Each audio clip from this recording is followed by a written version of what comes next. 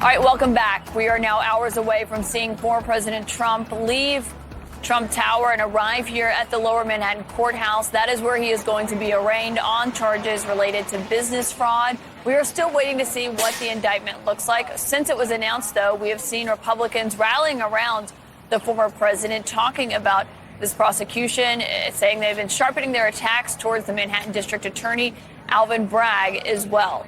House Republicans are vowing to investigate his handling of the case and are even seeking his testimony on Capitol Hill. Bragg, however, so far has refused to cooperate with that, saying he does not believe there's legislative purpose. Joining us now is Republican Congressman Byron Donalds of Florida, who we should note serves on the House Oversight and Reform Committees. Good morning, Congressman. Thank you for being here. Obviously, we've been talking about this indictment for Trump today. We're going to see him at the building behind me in just a matter of hours from now. Do you think the indictment helps or hurts him politically? Well, look, it absolutely is going to help him in the Republican primary. You know, as we speak, Republican voters are rallying around President Trump simply because what they view is an indictment that makes no sense at all, an indictment that is pure politics, a political persecution of a political enemy, something that the American people, frankly, despise and our country simply not for.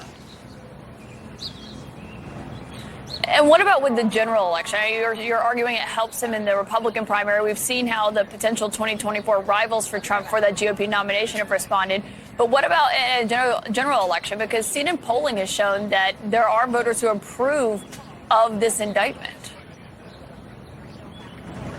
Well, two things. One, I saw the report about your polling. I would say first is that people are just responding to it based upon, how you structure the poll, whatever. Not going to comment. But I think that as the facts of this thing start to really roll out, people are going to be against this. Look, you can be against Donald Trump. You could be for Donald Trump. Those things don't matter. What we don't do is turn the criminal justice system against a political opponent. I think you compare this mockery of the criminal justice system with the fact that Joe Biden has been an absolute terrible president, won't negotiate on debt ceiling, has left the southern border completely wide open. Our economy is a mess. Our adversaries across the globe are on the move. You put all those things together, it actually helps Donald Trump become the 47th president of the United States. I understand that Republicans, many of you, disagree on the merits of this case, the strength of it. That's even something we've heard from some legal experts. But when it comes to the underlying conduct here and what's at the heart of this, do you think Trump is innocent?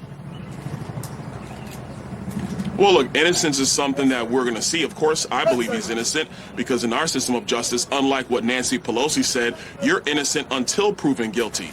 But putting that aside, you have a prosecutor who, by the way, is not paying attention to the felonies that are being committed in Manhattan today, yesterday, last week, last month. He has decided he wants to focus on some random FEC quasi issue that even the FEC did not go after, that the Department of Justice did not go after, and he's using some misdemeanor in New York state law. In my view, Alvin Bragg is outside of his jurisdiction as a prosecutor, number one. And number two, every basic legal analyst, every person who knows the law has said he's created this theory that's never existed. So ask yourself, what Republican or independent or frankly American would not think that this is bogus and it's political? But do you think it's hard to argue that when we haven't actually seen the indictment yet?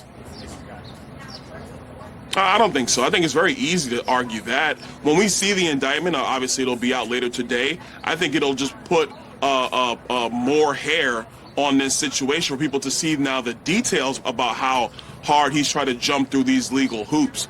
But the baseline issues that have already been leaked and been reported on, I probably doubt that they'll go much further away than what we already know. We'll see when the indictment comes. But these initial judgments about the indictment of a former president, when it's not crystal clear in the minds of the American people or the media for that matter, what the actual elements of the situation are, that is why you have high skepticism. And frankly, you have people who are disgusted by what they're seeing from Alvin Bragg and from his DA's office right now.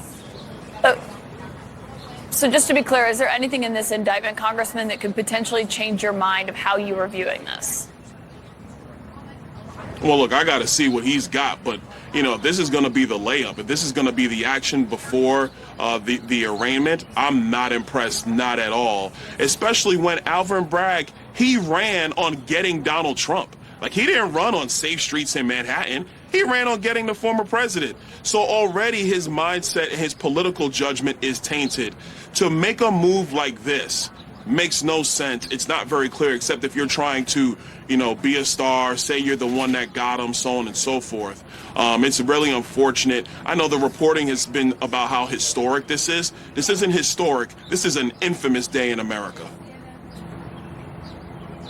Well, it is historic just by the nature of it. And to be fair to Alvin Bragg, when it comes to what he was saying when he was running, both of the candidates who are running for the district attorney's spot were asked about how they would handle a potential Trump investigation. He cited his experience with it. You're on the House Oversight Committee. You're chairman of your committee, and along with other Republican chairmen, have sent letters to Alvin Bragg asking for his testimony, something that the counsel for the DA's office here in Manhattan has pushed back on.